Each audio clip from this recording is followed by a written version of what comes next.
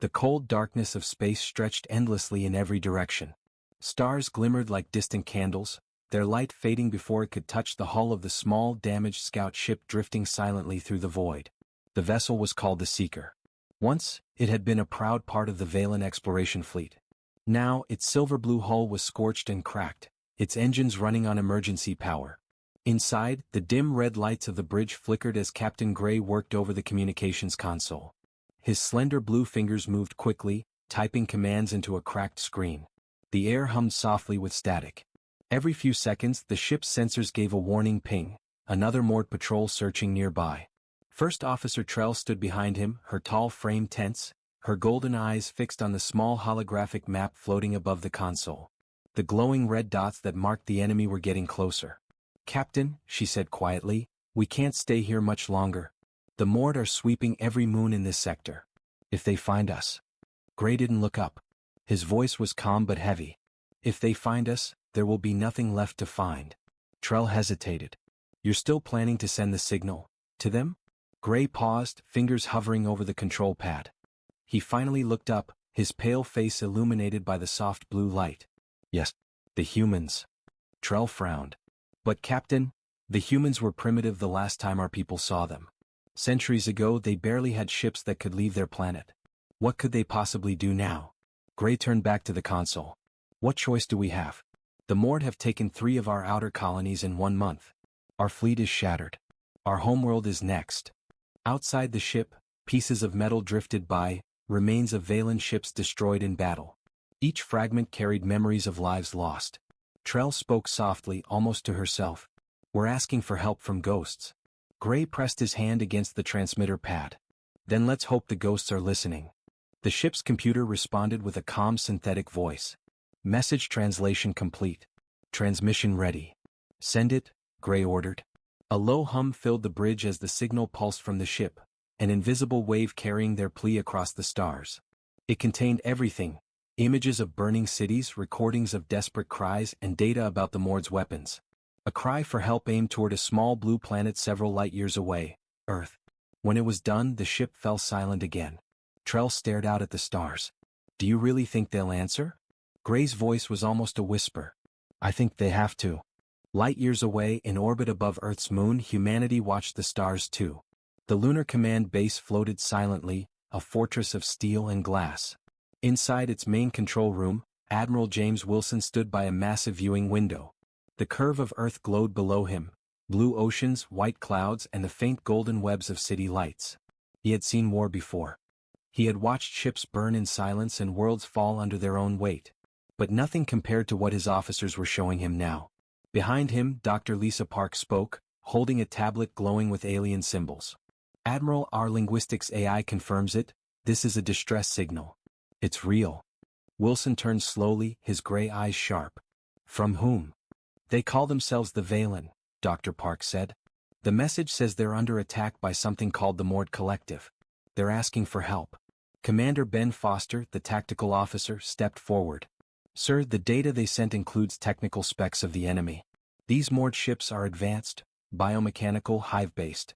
Their technology is impressive." He paused. "But not beyond our capabilities." Wilson walked toward the central holographic table. A simulation of the battle appeared in the air, alien ships, elegant and curved, being torn apart by jagged insect-like vessels. He studied the display quietly for several seconds. Around him, officers worked in controlled chaos, analyzing, decoding, preparing reports. Dr. Park broke the silence. "Their message was meant for anyone who could hear it. They probably think we're still as primitive as they remember." Wilson's gaze remained fixed on the burning alien world in the projection. "They don't know what we've become." He turned sharply toward Foster. "How far is their system?" "About 40 light-years, sir. With our new jump drives, a fleet could reach them in under 2 weeks." The Admiral nodded slowly. "Understood." Dr. Park hesitated. "The Security Council will have to authorize any deployment." Wilson gave a small, grim smile. "Of course. Prepare the data for them." "And Foster?" "Yes, sir?" "Begin quiet preparations for the Third Fleet. No public announcements." "Not yet." Foster saluted. "Understood." Wilson turned back to the window. The reflection of Earth glowed faintly on the glass. Somewhere out there, Another world was dying. He spoke softly, almost to himself. They asked for help. They'll get it. He paused, his expression unreadable. But they won't expect what's coming. The stars outside seemed to shimmer brighter, as if the universe itself sensed what was about to unfold. For the Valen, hope was finally on the way. But for the rest of the galaxy, that hope would soon become something far more terrifying. The Valen expected compassion. Wati. The message from the Valen traveled through the endless dark, crossing light years of silence before reaching Earth. It was a cry for help, filled with fear, desperation, and hope. But what the Valen could never have imagined was how much humanity had changed since they last looked upon the blue planet. Once, humans had been fragile, divided by borders, beliefs, and endless wars. Their first steps into space had been uncertain, filled with failure and loss. The galaxy had barely noticed them. But time is a strange thing. It can turn weakness into strength and fear into resolve. And when humanity finally united, it wasn't out of peace. It was out of survival. A century after the Valen first left Earth, humanity faced its own end. The Great Collapse, global wars, famine, and the near failure of Earth's environment. Billions died. Governments fell. For a time, it seemed the species might destroy itself before ever reaching the stars. But out of that chaos rose something new, the United Earth Directorate. A single global authority formed not from idealism but necessity. Under its rule, humanity rebuilt. Cities rose again, powered by clean fusion. The Moon and Mars became the first colonies. Then came the asteroid mines, the orbital shipyards, and finally, the jump drives. Humanity's hunger for expansion returned, but this time it was tempered by cold calculation. Every failure became data. Every victory, strategy. They studied their past and swore never to be weak again. Admiral Wilson stood in the archives chamber of the Lunar Command that night, unable to sleep. Around him, holographic displays replayed moments from humanity's history, old wars, treaties, the first jump test, and the battles that shaped the Directorate. The room was quiet except for the hum of the machines. He remembered his father's words when he was a child. The stars don't care about peace, James. You take your place in them or someone else will. And humanity had taken its place. The first alien encounter came 200 years ago. The Kirith, a wandering species of traders, entered human space. At first, the meeting was peaceful. But when human colonists discovered Kirith ships carrying enslaved people taken from frontier worlds, everything changed. The Directorate acted swiftly. In 3 weeks, the Kirith fleet was gone, burned from the sky. The galaxy learned a lesson that day: humanity did not forgive cruelty. The few alien races who remained avoided Earth's systems after that. Some called humans protectors. Others whispered a darker name: the Silent Empire. Dr. Lisa Park entered the archive, interrupting Wilson's thoughts. She carried her data pad, its blue glow reflecting off the glass panels. "Still awake, Admiral?" she asked softly. Wilson didn't turn. "History doesn't sleep, Doctor. It only waits." She smiled faintly. "You're thinking about the Valen message." He nodded. "They think we're the same people they once observed. Simple. Divided. Curious." He turned, his eyes cold and sharp. "They don't understand what we've become." Dr. Park looked up at one of the holograms, a massive ship, black as night, bristling with weapons. The UES Horizon, the pride of Earth's fleet. "If we send that, it will terrify them." "That's not my concern," Wilson replied. "If they want humanity's help, they'll see what that means." He walked toward the main display, which showed a rotating image of the Mord Collective. The hive-like creatures looked monstrous, organic ships pulsing with strange energy. "The Mord don't know us either," he said quietly. "But they will." Back on Earth, in the great city of New Geneva, the Security Council prepared for an emergency session. 12 members, each representing the world's most powerful sectors: defense, science, colonization, industry, and AI governance. They gathered in a circular chamber beneath layers of armored glass, far below the city's surface. Holograms flickered to life around the table as Admiral Wilson's recorded report began to play. Images of Valen cities burning. Recordings of their message. Technical data of the Mord fleet. And finally, projections of humanity's response capability. When it ended, silence filled the chamber. Counselor Reyes, head of defense, leaned forward. "A hive species with advanced weaponry threatening a sentient race. Normally we'd ignore it. But they reached out to us. That means their coordinates are exposed." Counselor Ishida, the youngest member, frowned. "You're suggesting action?" Reyes nodded. If the Mord expand further, they could discover our colonies. Better to strike first, and make an example.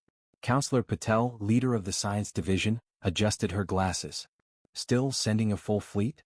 That's an act of war on a species we've never contacted before. Wilson's hologram turned his head slightly, meeting their eyes through the projection. With respect, Counselor, war has already begun. The Mord started it. We're just choosing the direction it spreads. The chamber filled with quiet murmurs. Finally, the chairwoman, Eleanor Voss, raised her hand. Admiral Wilson, what do you recommend? Send the Third Fleet, he said. Fast, efficient, and controlled. No broadcasts. No warnings. We'll make contact with the Valen once we arrive. And if the Mord resist? Voss asked. Wilson's voice didn't change. Then we'll remind them what happens to those who prey on the weak. The vote was unanimous. The fleet was approved. That night, the shipyards of Mars came alive. Giant doors opened across the red planet's orbit as one by one, warships powered up. Blue engines burned bright against the black sky. Thousands of crew members boarded. Automated drones loaded weapons, fuel, and supplies. At the center of it all stood the UES Horizon, the largest human vessel ever built. Its hull was lined with invisible armor, capable of absorbing nuclear blasts. Its weapons could split moons. Its AI, called Astra, could control entire fleets without a human word. From orbit, Earth looked peaceful, bathed in blue and gold. But in the silence of space, something ancient and unstoppable had awakened again. Admiral Wilson watched from the command bridge of the Horizon as his fleet assembled in formation. He could feel the hum of the reactors beneath his feet. In his heart, a cold certainty grew. They called us for help, he murmured. They have no idea what they've done. Outside, the stars shifted.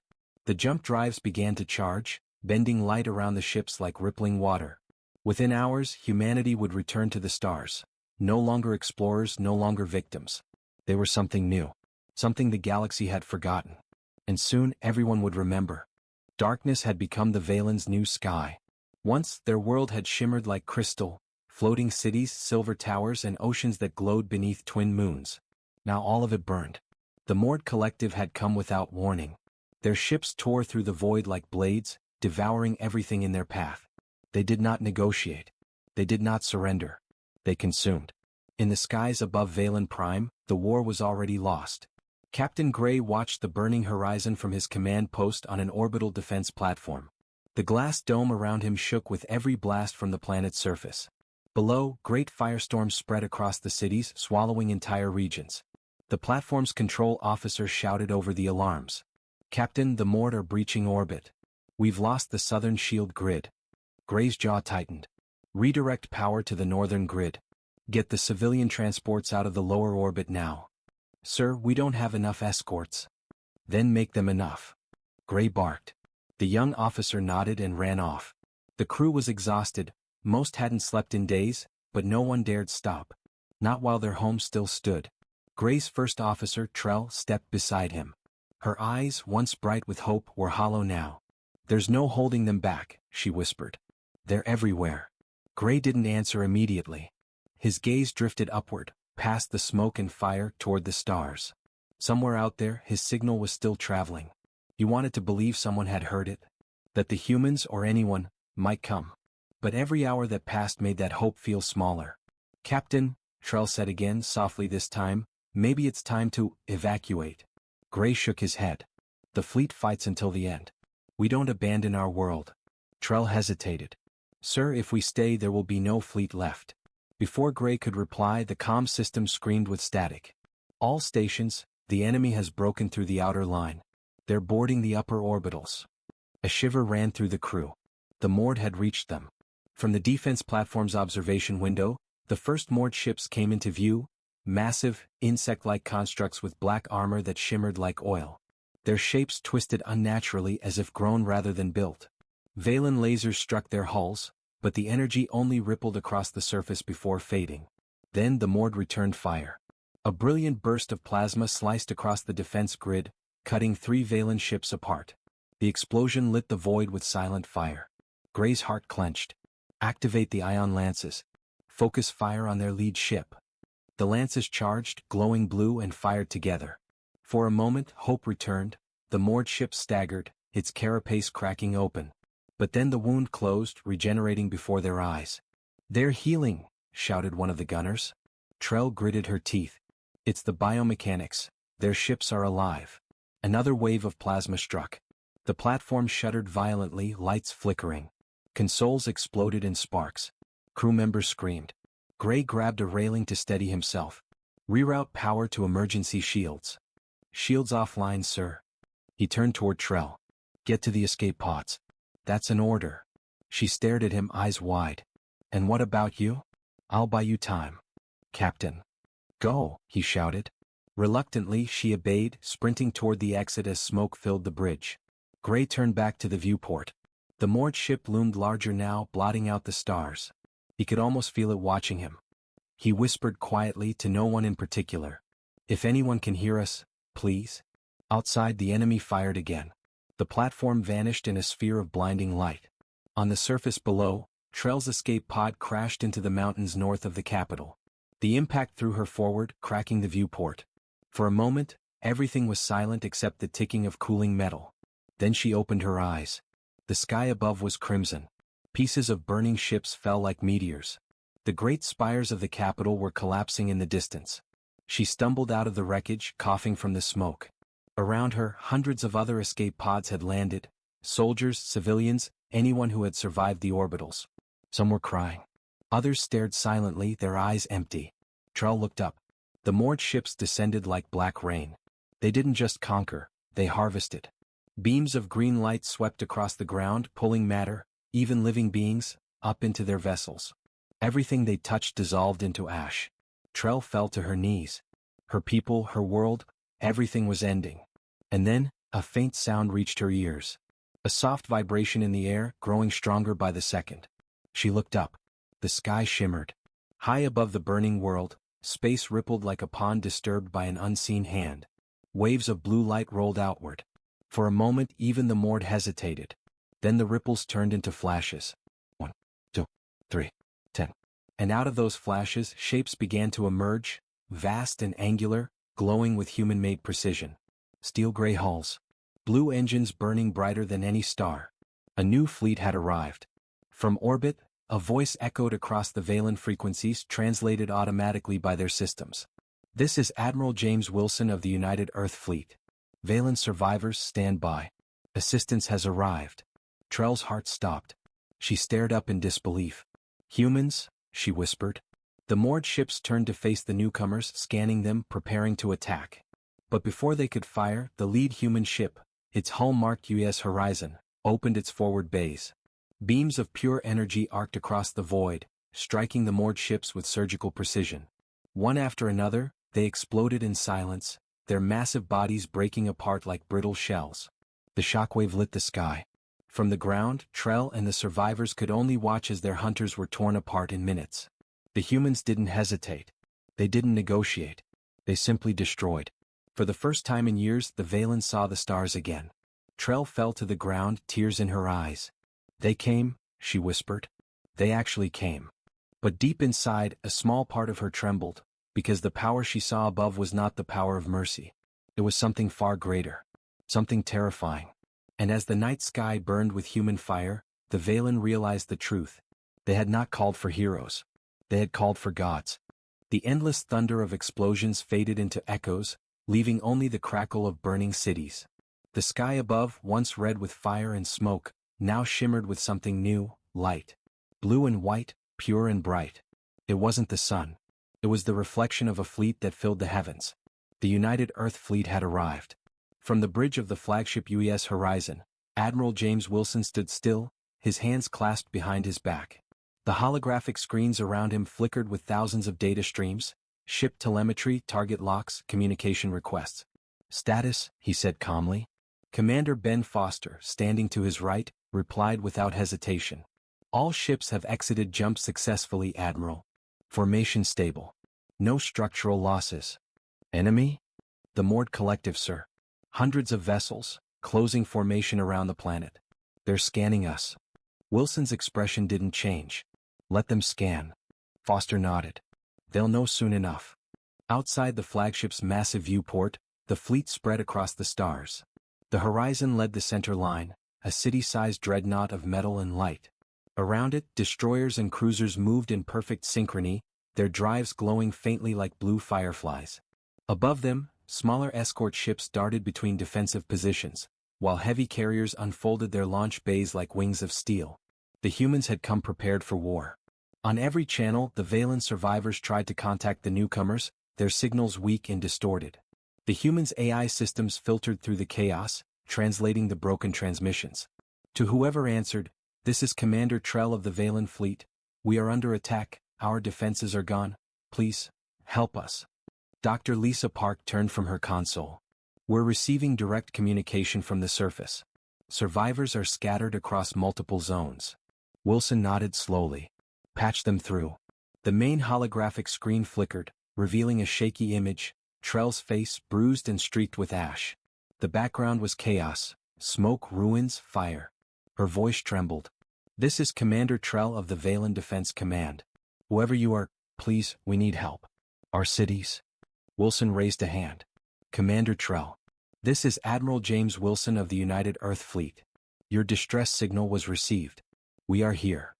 Trell's eyes widened. She froze for a second, disbelief spreading across her face. "Earth? Humans?" "Yes." Her voice broke. "You came?" Wilson's expression remained unreadable. "We did. Now stay clear of the combat zones." Before she could respond, the transmission cut. Foster turned toward Wilson. "Orders, sir?" Wilson took a slow breath. "Let's remind the galaxy why we built this fleet." Across the void, the horizon's massive forward cannons began to glow. Energy collected along the barrels, turning the dark of space into blue fire. "Target the nearest moored battleship," Wilson commanded. "Target locked. Fire." The beam that erupted was silent but blinding. It tore through the blackness like a lance of sunlight, piercing the enemy ship from bow to stern. In an instant, the creature-like vessel twisted apart, its organic hull vaporizing into glowing fragments. Cheers broke out across the human command decks. "Confirmed kill," Foster reported. The moored vessel disintegrated. Wilson didn't react. "Next target." The other ships opened fire. Dozens of blue streaks crossed the sky, turning the darkness into a storm of light. Moored vessels burned, one after another, unable to resist the precision of human weaponry. The collective tried to fight back. Their plasma cannons roared, their ships swarming in coordinated patterns. But every strike that touched a human ship was absorbed by invisible shields, rippling harmlessly before fading. Then the horizon released its drones, swarms of small, agile attack units darting between enemy vessels, planting microcharges that exploded with blinding bursts. Within minutes, the battle shifted completely. The Mord, who had never known defeat, began to retreat. On the surface, Trell and her soldiers stood among the ruins, watching the sky erupt in silent fire. The night turned into day. She had never seen power like this. The humans didn't fight like the Valen. They didn't hesitate or plead. Every shot they fired was deliberate, precise, unstoppable. Her second officer whispered beside her, awe in his voice. "They're winning?" Trell nodded slowly. "No, they've already won." For the first time since the war began, the moored swarm formations broke apart. Ships scattered, colliding with one another in panic. Their hive communication failed under the human jamming systems. High above, the horizon's AI, Astra, reported calmly through the bridge speakers. Enemy fleet reduced by 72%. Remaining ships attempting retreat vector. Wilson gave a single order. "Pursue." "No survivors." Foster hesitated for a moment. "Sir, do we capture any for study?" Wilson's eyes narrowed. "No. The collective leaves nothing alive. Neither will we." The fleet moved again, relentless, methodical. Every moored vessel that tried to flee was destroyed. Every signal they sent was silenced. Within an hour, the skies were clear. Silence returned. The UES horizon now orbited the Valen homeworld, its massive shadow stretching across the burning planet. Human medical dropships began descending through the atmosphere, bringing aid and supplies. But the Valen watched them with mixed feelings, gratitude tangled with fear. Trell stood on the rooftop of a half-collapsed building, staring at the fleet above. The light from their engines reflected in her golden eyes. One of her soldiers approached. "Commander, the humans are landing near the capital ruins. They're setting up a command post." Trell nodded. "Then we'll meet them." As she spoke, a deep hum filled the air. A human transport descended nearby, kicking up dust and ash. Its ramp opened with a hiss, and figures in black exosuits stepped out, tall, armored, their visors reflecting the flames of the city. Trell stepped forward, trying to hide her trembling. "I am Commander Trell of the Valen Defense Command. Who leads here?" The lead soldier spoke through a voice amplifier. "Admiral Wilson requests your presence aboard the Horizon. Immediate transport is ready." Trell glanced back at her soldiers, then at the burning sky. Slowly she nodded. "Very well." As she walked toward the shuttle, she felt the eyes of her people on her. Hope, confusion, fear. The engines roared as the transport lifted off. Through the window, she watched her world fade below, replaced by the massive human warship growing larger ahead. When the shuttle entered the Horizon's hangar, Trell's breath caught. The scale was unimaginable, corridors the size of city streets, filled with machines, drones, and soldiers moving in perfect order. Everything gleamed with precision and purpose. She was escorted through long halls until finally, the doors of the command deck opened. There stood Admiral James Wilson. His white hair gleamed under the blue lights, his uniform immaculate. He looked more like a monument than a man. Trell stepped forward cautiously. "Admiral Wilson, on behalf of the Valen people, I thank you. You've saved us." Wilson studied her for a moment, his expression unreadable. "You're welcome, Commander." Trell hesitated. "If I may ask, why? You didn't have to come." He turned toward the viewport, where the remains of the moored fleet drifted silently in space. "Because," he said quietly, "we remember what it feels like to be ignored." The command deck of the US Horizon pulsed with quiet intensity. Holographic displays floated above the floor, hundreds of blue lights marking ships, colonies, and battlefronts. The moored collective was not destroyed. It was only wounded, and wounded creatures Wilson knew were the most dangerous. "Report," the Admiral said. Commander Foster stood beside him, eyes fixed on the display. "Recon drones have confirmed moored retreating to their staging systems, sir. Multiple energy signatures detected. Looks like they're regrouping near the Valen outer moons." Wilson's jaw tightened. "Then we finish this before they recover." He turned to Dr. Park, who was monitoring the long-range sensors. "Doctor, are we certain the Valen population centers are safe for evacuation?" Park nodded. "The humans on the ground have established secure perimeters. But Admiral, we're detecting unusual readings from the planet's upper orbit." "Define unusual." She hesitated. "Something big. Organic metal hybrid structure, larger than any moored vessel we've encountered. It's growing." Wilson frowned. "Show me." The display zoomed in.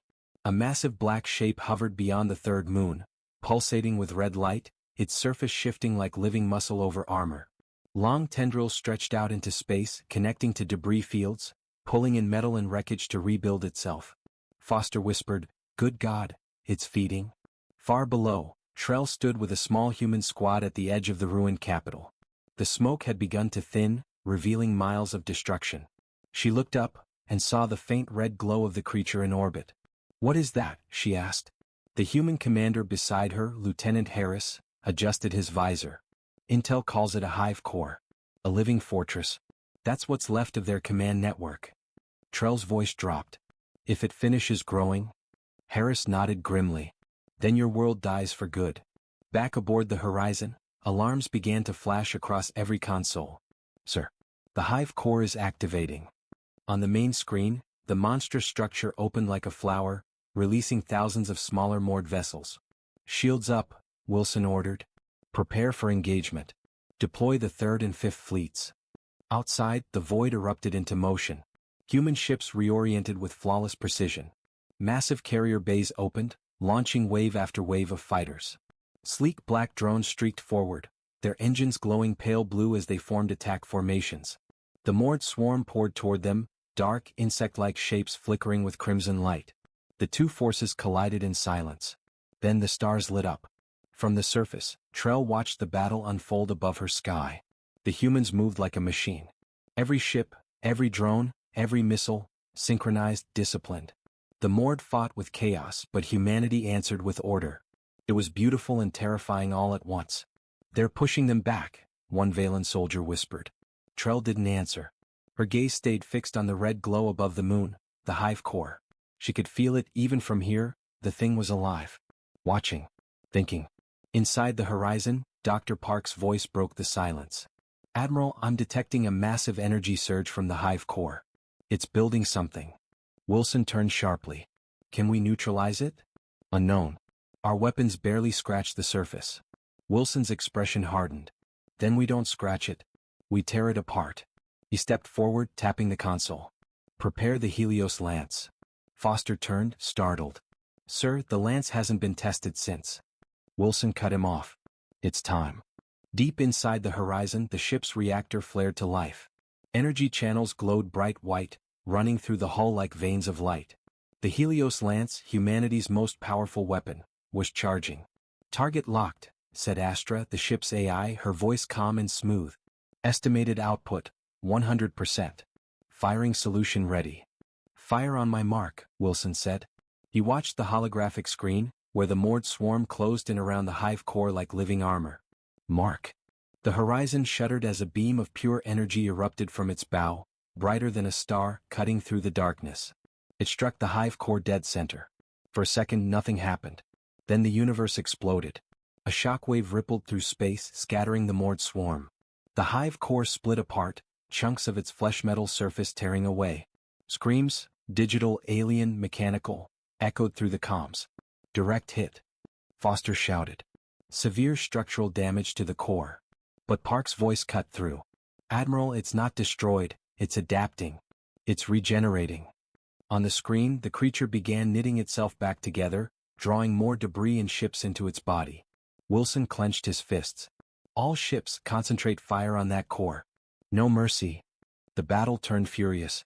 Human cruisers surrounded the hive core, unleashing everything they had: missiles, plasma bursts, railguns. The night filled with color, blue against red, light against darkness. The hive fought back, its tendrils whipping across space, slicing ships in half. Dozens of human vessels were lost in minutes. Inside the chaos, one ship, U.S. Valiant, broke formation, diving straight toward the core. Valiant, fall back. Wilson shouted. But the captain's voice came through, steady and calm. Negative, sir. We'll buy you time. Tell Earth, we held the line. Before Wilson could respond, the Valiant charged its reactor and plunged directly into the hive core's heart. The explosion that followed was blinding, a sphere of white light expanding across the battlefield. When it faded, the hive was gone. So was the Valiant. Silence filled the bridge. Dr. Park wiped a tear from her cheek. Signal lost, all enemy contacts neutralized. Wilson didn't speak for a long moment. He simply looked out the viewport at the remains drifting across space, debris glowing faintly like stars. Mark this day, he said quietly. Humanity stood against extinction. And we did not flinch. On the surface, Trell looked up at the night sky. The red glow was gone. Only faint white trails remained, the graves of ships, human and moored alike. She exhaled shakily. It's over. Lieutenant Harris, standing beside her, nodded. For now. Trell turned to him. Why do you say that? He adjusted his helmet. Because every war ends the same way, Commander. Someone survives to remember. Someone else to rebuild. She looked at him, at the calm, human determination in his eyes. And she realized something she hadn't before. These weren't the fragile creatures her ancestors once called primitive. These were warriors, builders, survivors. And now, the galaxy would have to live with them. Back aboard the Horizon, Wilson stood alone at the observation deck. Below him, the Valen world glimmered, scarred but alive. He spoke softly to himself. They called us for help. He looked out at the stars, countless worlds waiting beyond the dark. And they will again. Pause. Then with quiet conviction. And this time, the galaxy will know what it means when humanity answers. The stars reflected in his eyes as the fleet began to move again, not retreating but advancing deeper into space. Humanity was no longer hiding. They were coming. The smoke had finally cleared. The red sky above Valen Prime had turned to grey, and the stars shone faintly through the broken clouds. For the first time in months, there were no explosions, only silence. From orbit, the United Earth fleet stood watch like silent guardians. Hundreds of human ships drifted above the planet, lights glimmering against the void. Below them, life slowly returned to the surface. The war was over. But peace had only just begun. Scene 1. The debrief. Inside the UES Horizon, the air was heavy not with fear, but with exhaustion. Officers moved quietly, their steps echoing against the metal floors. Admiral James Wilson sat in the command chamber, his hands resting on the table before him. Around him, holograms of the fleet commanders flickered into view, faces from Earth, Mars, and the Lunar Command. Status, Wilson said simply. Commander Foster spoke first. Moored collective signatures 0. The hive core is completely destroyed. No activity detected in nearby systems. Dr. Park followed. Casualties among our forces, 12 ships lost, 41 damaged. Civilian losses on Valen Prime, severe, but stabilization efforts are underway. Wilson nodded slowly. His face was calm, but his eyes were tired. And the Valen? They're cooperating, Park replied. Though, many of them seem afraid of us now. A quiet pause settled over the room. Everyone knew why. They hadn't just defeated an enemy. They had shown the galaxy what humanity had become. Scene 2, the broadcast. At that same moment, millions of light-years away, across hundreds of worlds, a signal spread. Every ship, every station, every colony that monitored deep space communications received the same transmission, raw footage from Valen Prime. Images of human ships moving like storms through space. Beams of white light cutting apart entire fleets. The hive core collapsing into dust. And the voice that spoke over the recording, Admiral Wilson's voice. Humanity stands. And we will not fall again.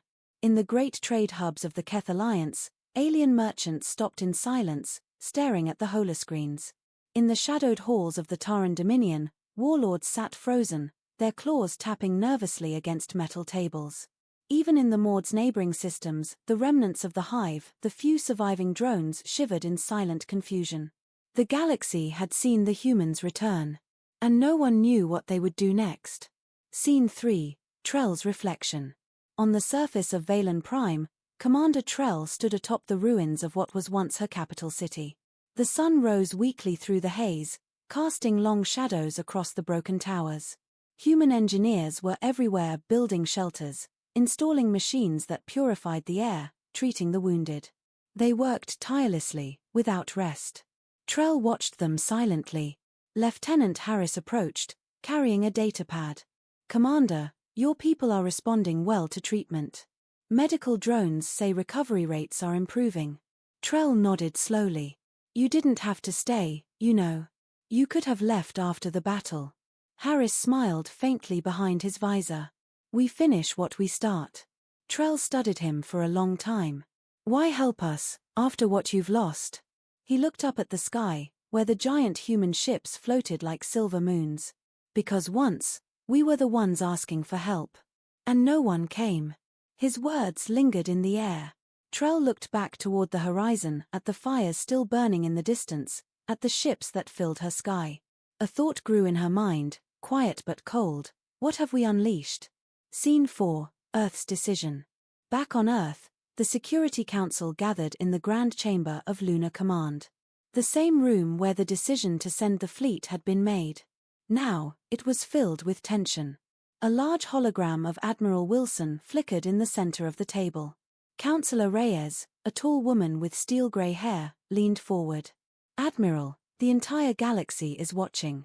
Your fleet's actions have changed everything. The other species are terrified. Wilson's voice was calm. Good. Fear is a useful teacher. Reyes frowned. This isn't about teaching. It's about diplomacy. If the galaxy sees us as conquerors. Wilson cut her off. We didn't start this war. But we finished it. And we'll finish the next one if we have to. A murmur spread through the chamber. Some councillors nodded in agreement. Others looked uneasy.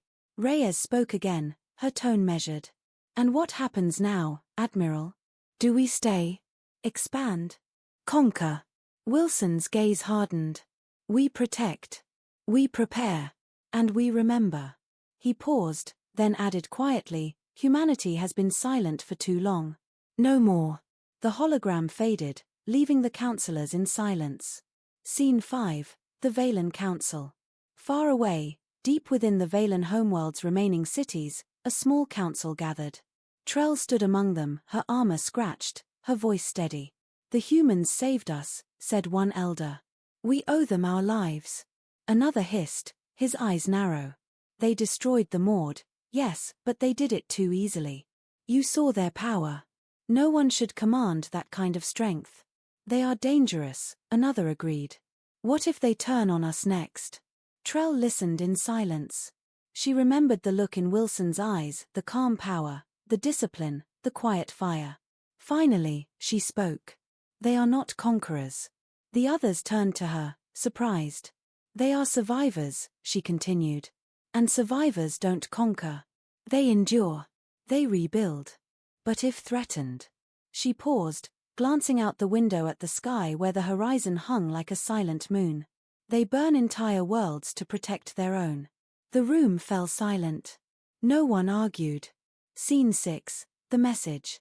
Hours later, in her quarters aboard the Horizon, Dr. Park reviewed the data logs from the battle. She noticed something strange: fragments of intercepted Maud transmissions. They weren't just screams or signals of retreat. They were words. Repeated over and over. "They have returned. The ancient fire walks again. Humanity, the devourer of extinction." Park felt a chill run down her spine. She immediately sent the recording to Wilson. When he listened, he didn't move. He just stood at the viewport, watching the stars.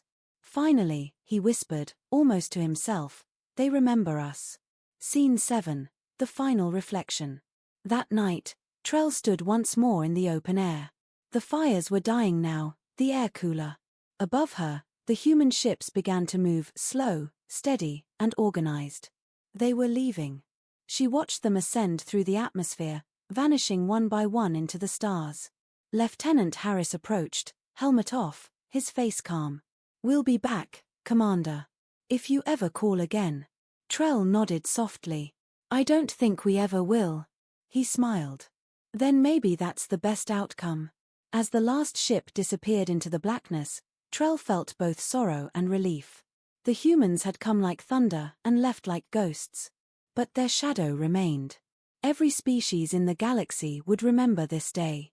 The day humanity answered a call for help and changed the balance of the stars forever. Epilogue: A New Dawn. Weeks later, deep in a hidden system, a small Maud drone floated among debris. Its sensors blinked weakly as it transmitted one final message before shutting down. The signal traveled across the void, silent and undetected by human systems. It reached a world no one had mapped. And there, in the darkness of an unknown nebula, something ancient stirred. A cold voice whispered through the dark.